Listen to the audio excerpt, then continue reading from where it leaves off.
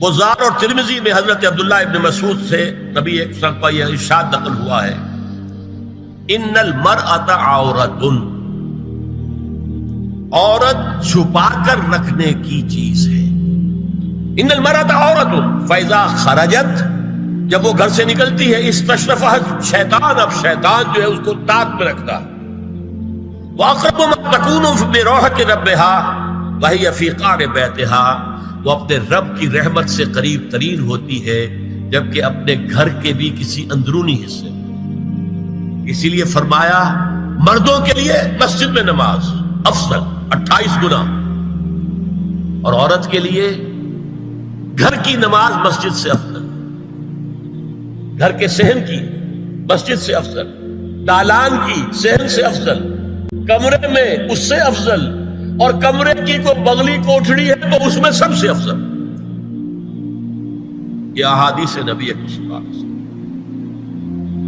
عبداللہ ابن احمد ابن حنبل نے زوائد الزہد میں اور ابن ابی شیبہ نے، ابن سعد نے اپنی کتابوں میں مسروق کی روایت نقل کی ہے کہ حضرت عائشہ جب تلاوت قرآن کرتے ہوئے اس آیت پر پہنچتی تھی وَقَرْنَ فِي بُيُوتِكُنَّ، تو بے اختیار رو پڑتی تھی۔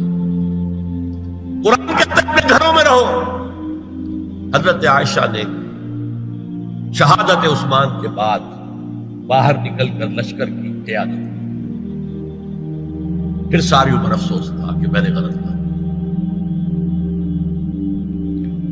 حافظ ابو بکر بزار حضرت انس سے روایت کرتے ہیں کہ عورتوں نے حضور سے عرض کیا کہ ساری فضیلت تو مرد لوٹ کے لے گئے، وہ جہاد کرتے ہیں، خدا کی راہ میں بڑے بڑے کام کرتے ہیں، ہم کیا عمل کریں کہ ہمیں بھی مجاہدین کے برابر اجر مل سکے؟ جواب میں آپ نے فرمایا من قعدت منکن فی بیتہا فإنہا تدرک عمل المجاہدین، تم میں سے جو شخص اپنے گھر میں بیٹھی رہے گی وہ مجاہدین کا اجر حاصل کرے۔ یہ ایک ہوا کا رخ ہے، بتایا جا رہا ہے، یہ نظام ہے جس کو اس شکل میں دیا جا رہا ہے۔ اب آئیے سورہ نور کی طرف۔ یا ایھا الذین آمنوا لا تدخلوا بیوتا غیر بیوتکم حتی تستأنسوا وتسلموا علی اہلها ذالکم خیر لکم لعلکم تذکرون۔ اہل ایمان مت ہرگز مت داخل ہو اپنے گھروں کے علاوہ کسی اور گھر میں جب تک کہ تم ان کے ساتھ مانوس نہ ہو جاؤ، اذن نہ لے لو، ان پر سلام نہ کرو، یہی تمہارے لیے خیر بہتر ہے۔ اس کے بعد تفصیل آئی ہے، اس میں میں اس وقت نہیں جا رہا۔ اور جو لوگ اس پر عمل نہیں کرتے ان کے بارے میں قرآن مجید کیا کچھ، حضور کیا کچھ فرما رہے ہیں یہ آپ سن لیجیے، بہت سخت احکام۔ عن ابی ہریرہ رضی اللہ عنہ ان رسول اللہ صلی اللہ علیہ وسلم قال لو ان امرأ اطلع عليك بغیر اذن فخذفته بحشاة ففقعت عینه ما كان عليك من جناح، متفق علیہ، بخاری اور مسلم دونوں کی ہے۔ اگر کوئی شخص تمہارے گھر میں بغیر اجازت کے داخل ہو جائے اور تم اس کی سزا کے طور پر اس پر کنکریاں پھینکو اور اس کی آنکھ پھوٹ جائے کنکری سے، تو تم پر کوئی گناہ نہیں۔ بغیر اجازت کے گھر میں آ گیا ہے، بغیر اذن کے، بغیر استئذان کے کنکریاں مارو اور کنکری سے آنکھ پھوٹ جائے، فما کان علیک من جناح، کوئی حرج نہیں۔ اب آ رہی ہے اصل آیت، قل للمؤمنین یغضوا من ابصارهم ویحفظوا فروجهم ذلک ازکی لهم ان اللہ خبیر ما یصنعون،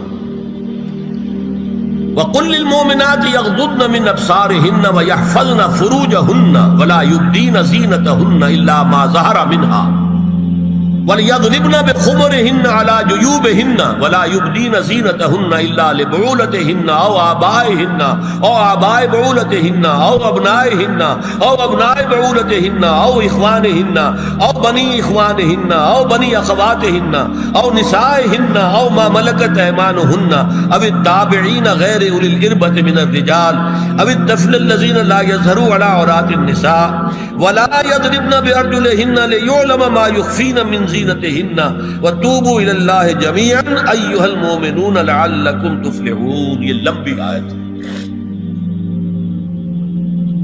اہل ایمان، اے نبی کہہ دیجئے اہل ایمان مردوں سے اپنی نگاہیں نیچی رکھا کریں، اور اپنی شرمگاہوں کی حفاظت کریں، یہی ان کے لیے زیادہ پاکیزہ عمل ہے۔ ان اللہ خبیر بما یصنعون، اور جو کچھ وہ کر رہے ہیں اللہ اس سے واقف ہے۔ وَقُلْ لِلْمُؤْمِنَاتِ يَغْضُضْنَ مِنْ أَبْصَارِهِنَّ، اور مومن عورتوں سے بھی کہہ دیجئے کہ وہ اپنی نگاہیں جو ہے نیچی رکھا کریں، وَيَحْفَظْنَ فُرُوجَهُنَّ، اپنی شرمگاہوں کی حفاظت کریں، وَلَا يُبْدِينَ زِينَتَهُنَّ إِلَّا مَا ظَهَرَ مِنْهَا، اور اپنی زینت کو ظاہر نہ کیا کریں سوائے اس کے کہ جو بالکل ظاہر ہو جائے۔ قُلْ لِلْمُؤْمِنِينَ يَغُضُّوا مِنْ أَبْصَارِهِمْ وَيَحْفَظُوا فُرُوجَهُمْ ذَلِكَ أَزْكَىٰ لَهُمْ إِنَّ اللَّهَ خَبِيرٌ بِمَا يَصْنَعُونَ۔ نوٹ کر لیجئے کہ یہ کہاں ہو رہا ہے؟ گھر میں داخلے کے بعد۔ گھر میں داخلہ اجازت سے، اور داخلہ ہوگا صرف محرموں کا، گھر کے اندر جو ہے وہ نامحرم تو نہیں آئے گا۔ یہ میں آگے بیان کر رہا ہوں۔ وَقُلْ لِلْمُؤْمِنَاتِ يَغْضُضْنَ مِنْ أَبْصَارِهِنَّ وَيَحْفَظْنَ مِنْ فُرُوجِهِنَّ، اور کہہ دیجئے مومن عورتوں سے بھی کہ وہ بھی اپنی نگاہیں جھکا کر رکھیں اور اپنی شرمگاہوں کی حفاظت کریں۔ وَلَا يُبْدِينَ زِينَتَهُنَّ إِلَّا مَا ظَهَرَ مِنْهَا، محرموں سے پردہ کیا ہے؟ محرموں سے اس کا نام ستر ہے۔ عورت کا پورا جسم ستر ہے سوائے چہرے کی ٹکیا اور یہ ہاتھ اور یہ پاؤں، بس۔ کیا مطلب ہے؟ بھائی بھی نہیں دیکھ سکتا بہن کے جسم کا کوئی اور حصہ، باپ بھی نہیں دیکھ سکتا بیٹی کے جسم کا کوئی حصہ۔ یہ ستر ہے، ستر محرموں سے پردہ ہے۔ وَلْيَضْرِبْنَ بِخُمُرِهِنَّ عَلَى جُيُوبِهِنَّ، یہ بھی گھر کے اندر کی بات ہو رہی ہے، کیونکہ میں پہلے بتا چکا ہوں جلباب ہوتا تھا جب گھر سے باہر نکلتی تھی عورت، تو وہ اپنی چادر لپیٹتی تھی اپنے گرد، چہرہ نہیں ڈھانپتی تھی، صرف چہرے کا حکم دیا گیا اس کے ضمن میں۔ وہ سورہ احزاب کی آیت ہے، وہ رہ گئی، میں بیان کروں گا۔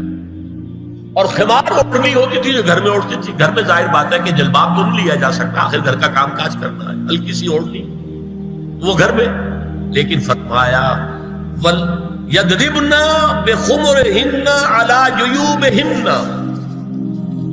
اور انہیں چاہیے کہ اپنی اوڑھیوں کے، بکل اوڑھنیوں کے اپنے سینوں کے اوپر، گریبانوں کے اوپر بھی مار لیا کریں۔ اب اس کے بعد فرمایا وَلَا يُبْدِينَ زِينَتَهُنَّ إِلَّا لِبُعُولَتِهِنَّ، اب یہاں یہ زینت کا لفظ آ رہا ہے چہرے کے، اور چہرے ہی میں کچھ سنگھار بھی ہوتا ہے۔ اب ان کے لیے کہا گیا کہ چہرے کی زینت، اور چہرے کے اوپر اگر کوئی بناؤ سنگھار ہے، زیور ہے، تو اس کی زینت نہ ظاہر کریں، مگر اب یہ یہاں تفصیلی آئی ہے، جو محرم ہے ان کی تفصیل۔ تو فرمایا کن کے سامنے ظاہر کر سکتی ہے؟ الا لبعولتہن، سب سے بڑھ کر تو شوہر، او آبائہن، اور یہ آپ نے باپ، اچھا باپوں میں نوٹ کی دی، باپ حقیقی ہو، اخیافی ہو، اللاتی ہو یا رضاعی ہو، یہ چاروں قسم کے باپ اس میں شامل ہیں۔ جس عورت نے دودھ پلایا تھا اس کا شوہر بھی باپ بن گیا۔ او آبائے بعولتہن، اپنے شوہروں کے باپ، یا ابنائہن، ان کے اپنے بیٹے، بیٹوں میں بھی آئیں گے چاروں، اللاتی، اخیافی، عینی اور رضاعی۔ او ابنائے بعولتہن، اور اپنے شوہروں کے بیٹے، ہو سکتا ہے شوہروں کی اور بیویاں بھی ہوں، تو ان کے بیٹے بھی، جو ستیلے بیٹے ہیں وہ بھی محرم، ان سے کسی شکل میں کبھی شادی نہیں ہو سکتی۔ او اخوانہن، یا ان کے بھائی، او ابنائہن، یا اپنے بیٹے، او ابنائے بعولتہن، یا اپنے شوہروں کے بیٹے، او اخوانہن، یا اپنے بھائی، او بنی اخوانہن، یا اپنے بھائیوں کے بیٹے، او بنی اخواتہن، اپنا بھتیجا، اپنا بھتیجا، شوہر کا بھتیجا نہیں، اپنا بھتیجا محرم ہے، اپنا بھانجا محرم ہے، شوہر کا بھانجا محرم نہیں ہے۔ او نسائہن، یا ان کی عورتیں، اپنی عورتیں، جان پہچان کی عورتیں۔ او ما ملکت ایمانہن، یا جو ان کے داہنے ہاتھوں کی ملکیت ہے، باندیاں، غلام۔ اس میں عرض کر چکا ہوں کہ اس میں کافی اختلافات ہیں۔ یہ بھی ہے کہ اس سے مراد صرف باندیاں ہیں، غلام مرد ہیں، یہ بھی ہے کہ مرد بھی ہے، اور یہ بھی ہے کہ مرد جب تک کہ وہ بالغ ہو۔ لیکن میں اس بحث میں یہاں نہیں جانا چاہتا، یہ پھر فقہ کی بحث ہو جائے گی۔ اب التابعین غیر اولی الاربہ، کچھ ایسے لوگ بھی ہوتے ہیں، کوئی کسی کے گھر میں تو اندھا آدمی رہ رہا ہے، یا کوئی اور کسی وجہ سے کوئی مریض ہے، اسے آپ نے بنا دے رکھی ہے، انہیں عورتوں سے کوئی سروکار نہیں ہوتا۔ اب الطفل الذین لم یظہروا علی عورات النساء، یا وہ بچے کہ جن پر ابھی عورتوں کے پوشیدہ حالات واضح ہی نہیں ہے، پتہ ہی نہیں ہے انہیں، ابھی انہیں جنس کا کوئی احساس ہی نہیں۔ یہ ہے فہرست جو دی گئی ہے کہ جن کے سامنے عورت کھلے چہرے کے ساتھ اور اپنی جو اضافی زینت بھی ہو، کوئی زیور وغیرہ یا کوئی بھی سرما وغیرہ ڈالا ہوا ہے یا کوئی سرخی کو لگائی ہے معمولی سی، اس کے ساتھ آ سکتی ہے، اور یہ وہ رشتے ہیں کہ جن سے کسی حالت میں بھی نکاح نہیں ہو سکتا۔ آگے سنیے، وَلَا يَضْرِبْنَ بِأَرْجُلِهِنَّ لِيُعْلَمَ مَا يُخْفِينَ مِنْ زِينَتِهِنَّ، اور چلتے ہوئے اپنے پاؤں زور سے نہ مارے کہ ان کی زینت ظاہر ہو جائے۔ اگر کوئی پازیب پہنی ہوئی ہے، کوئی جنجنو وغیرہ ہے، تو اب اگر پاؤں مار کر چلے گی تو خواہ ذہن جائے گا بیٹھے ہوئے کا کہ کوئی خاتون جا رہی ہے۔ یہاں تک اس کے علاوہ یہ بھی ہے، تعطر کے بارے میں فرمایا ہے کہ اگر عطر لگا کر کوئی عورت گھر سے نکلی ہے، اذا استعارت المرأة فمرت على القوم ليجدوا ريحها فهي كذا وكذا قال قولا شديدا۔ اس ابو داؤد کی روایت حضور نے فرمایا جب کوئی عورت عطر لگا کر، خوشبو لگا کر نکلتی ہے کہ لوگ اس کی خوشبو سونگیں یا اس کو اوپر مطلع ہو جائیں تو ایسی ہے ایسی ہے، بہت سخت الفاظ حضور نے استعمال کیے کہ جس کو راوی نے نقل نہیں کیا۔ عورت کے لیے خوشبو، عورت کی آواز کا پردہ ہے۔ اب دیکھیے کس حد تک نماز میں اس وقت عورتیں بھی شریک ہوتی تھی، اگرچہ حضور نے فرمایا مردوں کی صف بہترین سب سے آگے والی ہے اور سب سے بری صف سب سے پیچھے ہے، کیونکہ اس کے پیچھے پھر عورتوں کی صف ہوتی تھی، اور عورتوں کے لیے سب سے اچھی صف سب سے پچھلی والی ہے اور سب سے بری سب سے آگے والی ہے۔ سب سے آگے والوں کے سامنے پھر مرد ہوتے تھے، ان کی پشت ہوتی تھی۔ تو اسی طریقے سے اگر غلطی کی ہے تو مرد جو ہے کہے گا سبحان اللہ، امام سے غلطی ہو گئی ہے، مرد کیا کہے گا؟ سبحان اللہ۔ عورت کیا کرے گی؟ اپنے ایک ہاتھ کے پشت پر اپنا ہاتھ مارے گی، اپنی آواز نہیں نکالنی، آواز کا پردہ، چھونے کا پردہ یہاں تک ہے کہ حضور نے کبھی کسی عورت سے ہاتھ نہیں ملایا، اور آپ جب بیعت بھی لیتے تھے تو بس زبانی الفاظ کہلوائے اور کہا ٹھیک ہے بیعت ہو گئی، یا ایک کپڑا پکڑا، اس کا ایک سرا اپنے ہاتھ میں دوسرا سرا اس خاتون کے ہاتھ میں، یا ایک تشت کے اندر پانی بھرا، اس میں ایک طرف اس نے انگلیاں ڈال لی اور ایک طرف حضور کی انگلیاں، لیکن مسافر لا اسافر النساء۔ ایک دفعہ ہوا بھی کہ بعض خواتین نے جب بیعت کی ہے تو پھر انہوں نے ہاتھ آگے بڑھایا مسافر کے لیے، حضور نے فرمایا انی لا اسافر النساء، میں عورتوں سے مسافرہ نہیں کرتا۔ یا ایھا النبی قل لازواجک وبناتک ونساء المؤمنین یدنین علیہن من جلابیبہن ذلک ادنی ان یعرفن فلا یؤذین وکان اللہ غفورا رحیما۔ اے نبی صلی اللہ علیہ وسلم کہہ دیجئے اپنی بیٹیوں سے اور اپنی بیویوں سے اور مسلمانوں کی خواتین سے۔ اب دیکھیے یہ سورہ احزاب ہی میں ہو رہا ہے، شروع میں یا نساء نبی سے بات چلی، استیزان بھی صرف نبی کے گھر میں داخل نہ ہو اذن کے بغیر، آگے چل کر